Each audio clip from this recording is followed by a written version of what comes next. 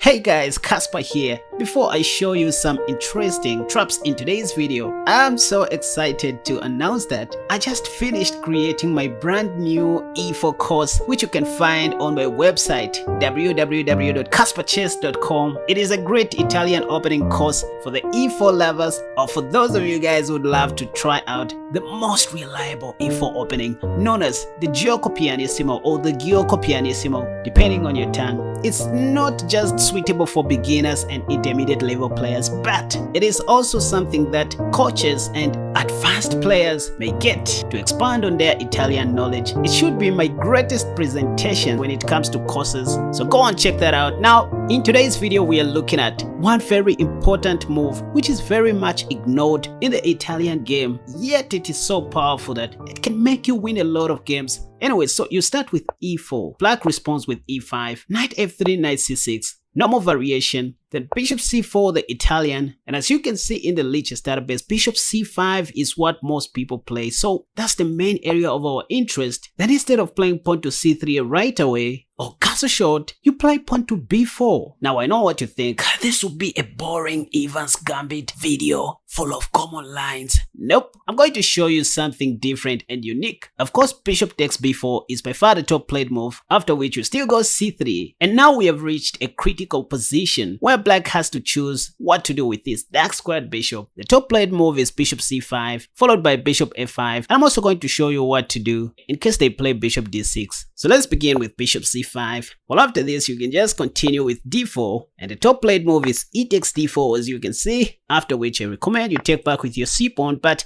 let me just show you a little trap that most white players hope to play. Instead of taking back, most white players prefer to castle short. This is kind of hop chess, where you hope that your opponent will always play the top played move d takes c3, which is a mistake, so that you can sack your bishop on f7 with check, and after king takes, making black lose his right to castle, then you go queen d5 check, and you win back your dark squared bishop. The problem is, not everyone is going to take on c3 after you castle short, which is why I advise you to just take back on d4 with your c-pawn instead of castling short. And here you can see the top played move is bishop b4 check, and this is the first new line that you are going to see, you guys. Instead of blocking this check with bishop d2 or knight bd2, or probably with your elbow, you simply play this quiet move, you guys. King f1. Yes, very much playable even in the Masters database. Your king on f1 is the most secured king in the world. Nothing can ever attack it on that square. Believe me with all your toes. And see this, you guys, pawn to d6 is by far the top played move according to the Lichess database, which is a losing mistake because of pawn to d5, and black should be ready to resign, because whatever they do, let's say knight e5, you just take that knight, and after pawn takes, you go queen f4 check, Casper's signature move, and you will win the dark squared bishop for free. Now see, you guys, if you follow most of my games on Lichess, I win most of my games like this against titled players and international masters. I mostly play these kinds of opening tricks after making videos like this, and I was surprised to see one guy in the comment section who accused me of cheating after watching one video where I was punishing an international master with these kinds of traps.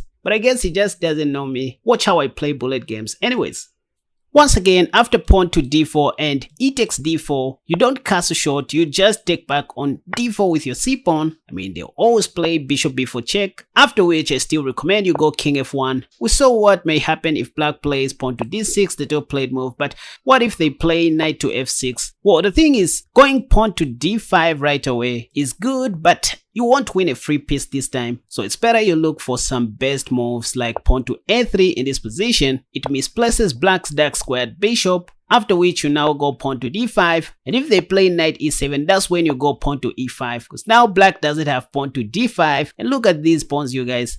Knight e4, you go queen d4. If pawn to f5, this can even be more complicated than you thought. Knight g6, if you want, you can take right away on g7 or develop your dark squared bishop to simplify the game. Look at this powerful pawn here, which is limiting your opponent's development. Your king is very safe on f1. You're going to bring your rook into the game. You're going to rush with h4, h5. I mean, you have so many things going on. This is just how you can continue if black plays knight to f6 instead of d6 on move 8. Anyways, So back to our Italian game Caro-Kann position. Black just played bishop c5 and it's time for us to play the most ignored move, pawn to b4. By the way, I should mention to say that knight takes b4 doesn't change the position so much because we can still go pawn to c3 and they will mostly play knight c6, what else? After which you can still go d4 and after pawn takes, you don't castle short but you try my recommendation c takes d4 and again if bishop b4 check, you just go king f1, you are safe.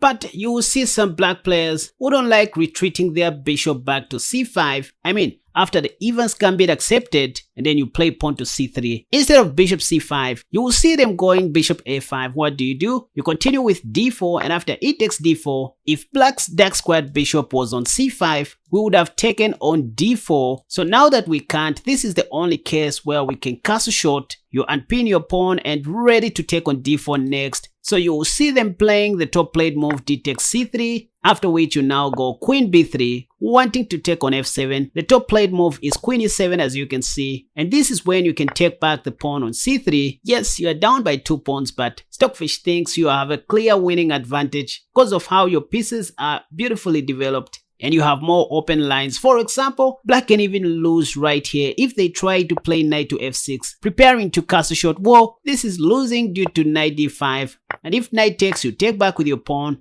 If knight d8, look at this you guys, you play bishop a3, attacking black's queen on e7, and after pawn to d6, the top played move, once again you win the free bishop after giving a check like this. So there are many ways in which you can win free things in the Evans Gambit. After taking on d5, instead of black playing knight d8, if they choose to play knight e5 for example, you just take that knight. Let's say queen takes, you go bishop b2 and this is just losing for black. You have all these open lines and your main target is to win black's g7 pawn. For example, if queen g5, you can even sack your h pawn. If queen takes h4, you take the g7 pawn. If queen g6, you go queen e3 check. I mean, black is not going to castle and the game is almost over in this position. Just play rook a e1 and black won't be able to stop this coming checkmate with his elbow unless they give up their queen, after which you take and it will be met in no time from now. Anyways, so once again after playing pawn to b4, the Evans Gambit, black accepts pawn to c3 and bishop a5, still you go d4, and if e takes d4, if black's dark squared bishop was on c5, we would have taken on d4. So now that we can't, this is the only case where we can castle short. Again, if d takes c3, you go queen b3, queen e7, knight takes c3. We looked at the bad move knight takes f6, which loses immediately after knight d5. They take, you take. Now this time they might not play knight to f6 but instead play bishop takes c3 immediately. What do? You don't resign, you just go queen takes f3, and after knight f6, yeah, sometimes you have normal games but you just need to know where the pieces go. d6, you go e5. One secret when you're playing the Evans Gambit, always make sure that you are the one who is attacking. Since you have given up 2 pawns, don't ever think of going back or defending. You just keep on attacking and also looking for best moves, not good moves. If knight takes e5, you take back. Black cannot take back because they'll lose their queen. If queen takes e5, you can just pin black's queen to the king like this.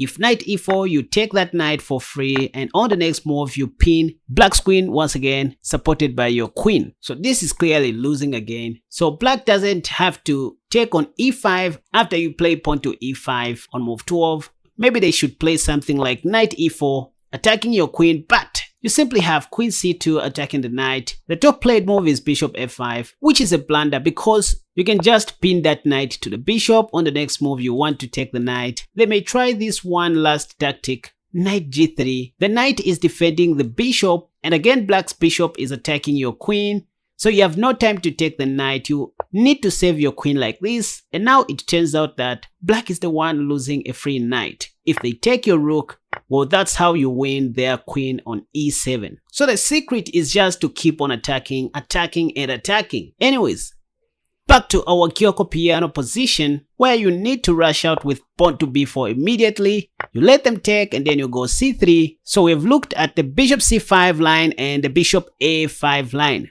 Now let me show you what some of your stubborn opponents will be doing in over the board games. I mean, Bishop d6 is the third most common move in the Masters database. But again, you always want to be the one attacking, right? So you go pawn to d4 immediately. In all of these variations, pawn to d4 will be the main opener. If knight to f6, which is the top played move, attacking your pawn, you remember not to do anything but just to cast a shot, because if they take, that'll be somehow a mistake, because you can take, and you're just going to put black under pressure. You can see you're attacking the bishop and the knight. Black should be the one who is supposed to be defending. I mean, instead of playing queen d5 here, the most simplest is just to sack your bishop on f7 with check, making black lose his right to castle, and that's when you go queen d5 check, just to keep things simple. If they play king f8, the top played move, the thing is, if you take the knight, they may solidify their center like this, and pawn to d6 also paves way for the light squared bishop. So you also want to use your mind even when you are the one attacking. So instead of taking the knight, you better take the bishop, because they still have a baby to nurse. If knight f6, you want to develop your minor pieces, beginning with bishop g5 pin, and you can see d6 is the top played move, but you can go queen d4. Why queen d4? Because you still want to maintain the pressure on this square. If they play pawn to c5, you just play queen d3 and you will develop your knight. You want to be the one attacking. But again, you can see pawn to h6 is the most played move, after which you can go bishop h4. That is if you want, but I like being crazy with moves such as pawn to c5. If they take, position will be worse for black, so they don't have to take on g5. After pawn to f4, the best black can do is to play c5 maybe, but whenever you see c5, just go queen d3. If they develop their last minor piece, you go knight d2. You are developing while going forward. King f7, let's say. This is even a mistake due to the following tactics. They have to isolate their pawn again, otherwise queen takes f6 runs into pawn to f5, and after bishop d7, black is completely losing. I find this line to be more simple as compared to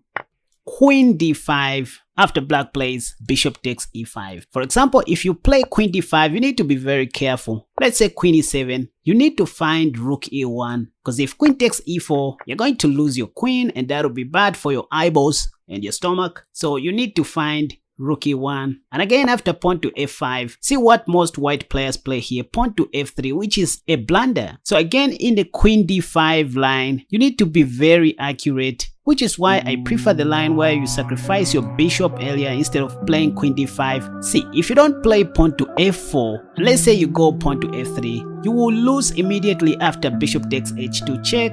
These are just some of the tactics that may be hard to see. That's queen takes e1 check, and after king h2, you are going to lose your dark squared bishop, and next you are going to lose your mind. So this line of going queen d5 on move 9, I mean after bishop takes e5, is riskier than just going ahead and sacrificing your bishop on f7. So this works well if you want to simplify the game like this. Anyways, I think this should be enough for you guys. Once again, don't forget to check out my new course at www.kasperchess.com, suitable for all players, and I explained everything in the most simplest way that even a baby can understand. So hope to see you soon in my next video. Until next time, bye bye.